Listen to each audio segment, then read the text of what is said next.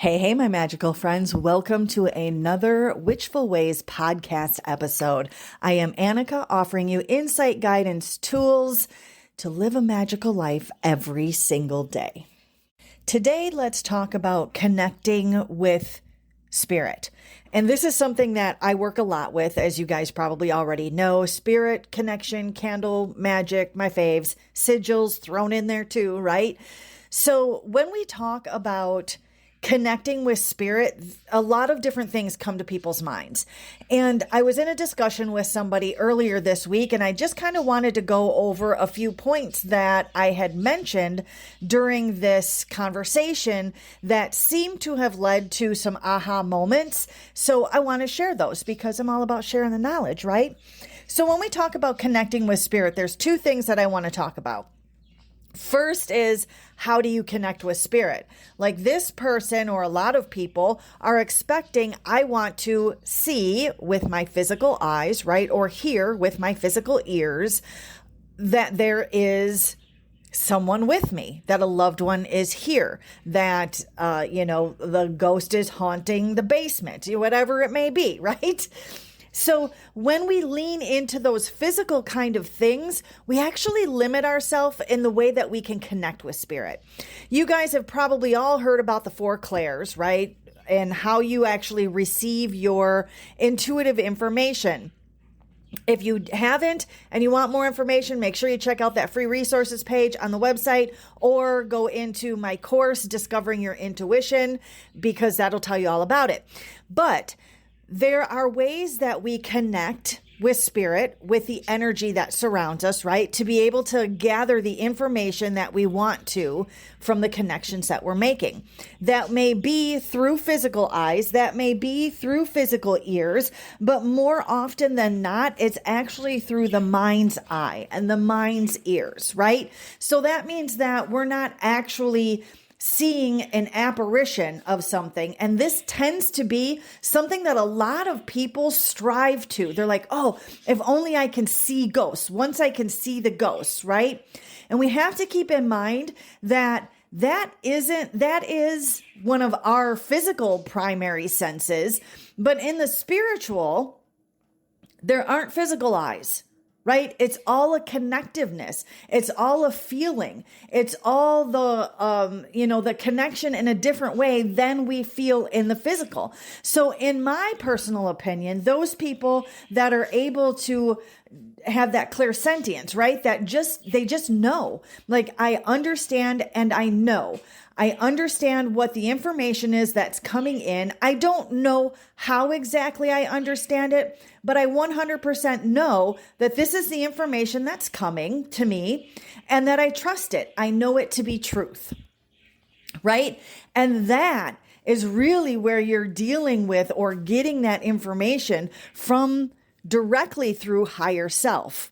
Because when we have to interpret that information through to our physical brain, being, okay, we know it, the information is coming through, but now you need validation through physical sight or physical hearing that this information is here and true. And if you are at the point where you have clairsentience, where you get to that point where you just know, you don't have to see something, you don't have to hear something, you don't have to have those physical sensations, although not saying those things are bad. And if that's the way that you receive your information, dive into it and lean into it.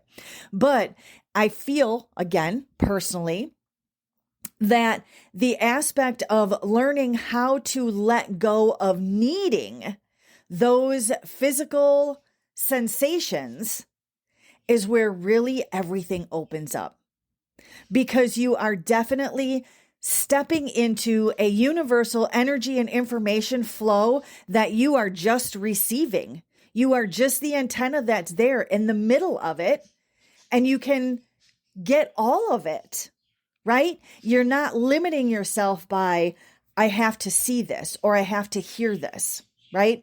So again, let me go back really quick and talk about what I said in the beginning, the physical eyes and ears as compared to the spiritual eyes and ears more being in the mind.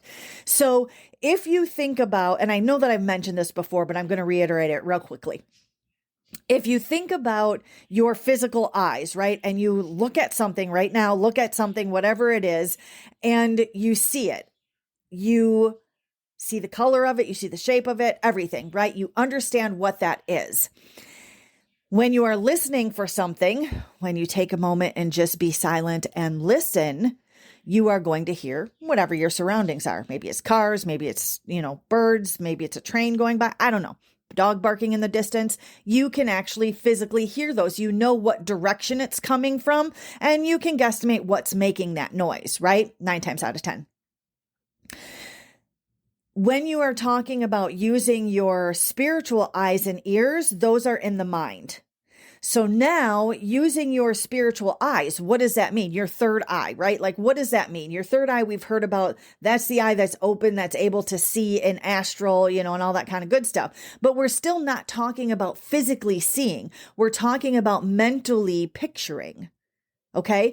So let's say you are taking a trip down memory lane. Okay. So I want you to think of one memory, no matter what it is, a happy memory, no matter what it is, and just take a minute to think about it. So if I am thinking about, being on the edge of a pier on my favorite lake fishing on a warm summer day, right? I have been there, a memory. We're not making this up. We're not using visualization, although we are. We are thinking about a memory. Something happened the day your child was born, the day that you adopted your fur baby, the day that somebody first told you that they loved you, right? Like, no matter what it is, a day that you got to spend sitting in the park just watching kids play, whatever it is. When you think of those memories, you can see them in your mind, right? That's why they're memories. They're there. You can see them in your mind. You're not physically seeing it with your eyes. You're not physically hearing those things again. You're seeing them in your mind's eye. And you may be hearing things in your mind's ear. And that is what I'm talking about. That is a powerful place to lean into. That is where you can simply say, I know, right? I understand. I can see it. You're seeing it in your mind's eye as if it was a memory. Same kind of seeing. And I hope that makes sense, because when I said that in this conversation that I was speaking about, she was like, oh, that makes total sense. I'm trying to create this thing and make myself see it behind my, like it's on a screen behind my eyelids, as in my third eye space, and all this kind of stuff. And I was like, no, if you just relate it to the way that you see, quote unquote, see a memory, it's the same thing. It's not that difficult to acknowledge that we see our memories that way, or that we hear our memories that way, right? Or that our hearing brings back memories like that we can then see, right? So leaning into not being so focused on, I'm, clairaudient, or I'm clairvoyant, or I'm, clairsentient, or whatever it is. It's that knowing that those are vehicles and ways for you to get to a higher place where you don't need to rely on those things. Again, I use those things all the time, but I don't need to use those things. Just like when I'm doing my readings, I get the information through clairsentience, right? Like, I understand and know what's coming through to me. And then I use cards to pull, to simply validate or clarify the information that's already come through. Okay? So that's an amazing thing. So that was the first part. So the second part that I want to talk about then is when I say, when you're connecting with your spirit team, right? Angels, guides, cross loved ones, whatever it is that you're connecting with, animal totems, whatever. When you're connecting with spirit, because really they're all part of the one big one, right? When we're connecting with spirit or divine energy, we still have to have a language. We still have to understand, what is it that I am seeing or feeling or hearing or whatever? What is it that I'm getting, and how do I relate that into a message for myself? And that comes with your universal language. We've talked about it before. Universal language is what you decide that you and your spirit communicator, usually your guide, right? Whatever, is going to use to tell you a specific something. So if I say I'm seeing it, my guide is showing me roses. To me, if I see roses, that is going to mean love. But for somebody else, if their guide or they see roses, that may mean a funeral. Right? We all have our own ways. So today, here's what my invitation for you is to work on your universal language. I call this your universal language. Work on it. Go, okay, what does this mean? When I see this, what emotions does it elicit to me? And then you're going to assign the sign.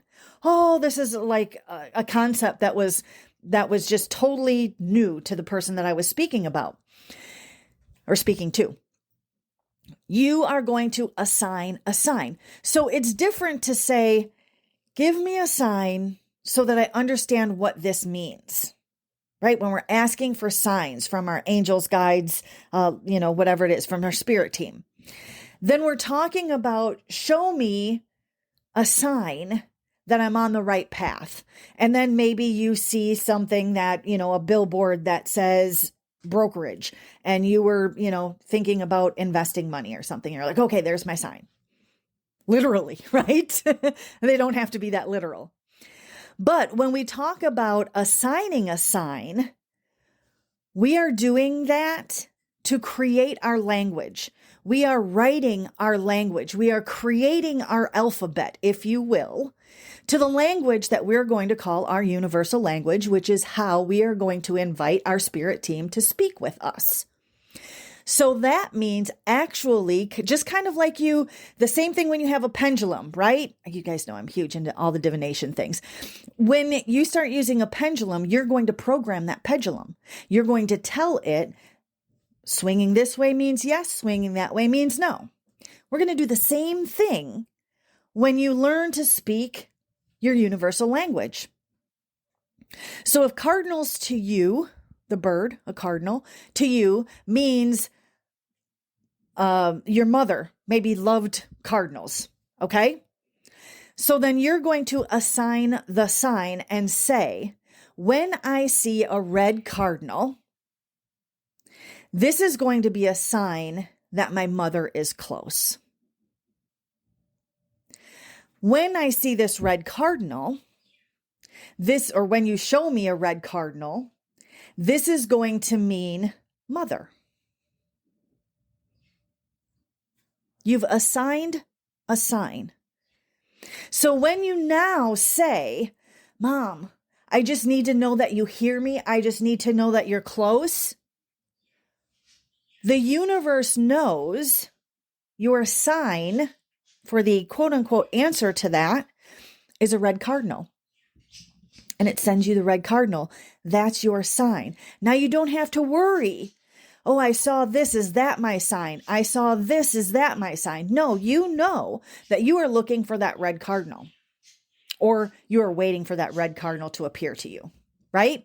So this is assigning a sign. No different than programming your pendulum, right? Or even looking at oracle cards and deciding that that's what that card means for you. You've assigned a sign to it. So not only does it help you in your own daily life to live a more magical life, because now you can understand what universe is saying to you and your spirit team is saying to you, because you have decided to assign a sign so you can understand the words they're saying. You also can get help and assistance if you are doing readings or doing professional readings of any kind, right? Interacting with people on that level, because now it's going to be easier for information to come to you, because universe and the guides know that your sign for mother is going to be a red cardinal. So if you are doing a reading and a red cardinal comes into your sight, right? Into your information, then you know that it is about becoming a mother, or maybe their mother, or whatever it is, right? You can relate that over. So making sure that you take the time to actually assign a sign is going to be something that is going to help you on so many different levels when it comes to, again, just simply getting those information, tips and guidance and insights from your own spirit team, as well as being able to kind of tap into that flow for other people and share your gifts as well. And with that, thank you for joining me again for another podcast episode. Be sure that you head over to witchfulways.com so that you can check out that free resources page and get your hands on all the witchy goodness that's over there. Lots of guides and mini courses that are available to you free. And you can also check out all the other witchy offerings I have going on. Have a wonderfully magical rest of your day. Until next time.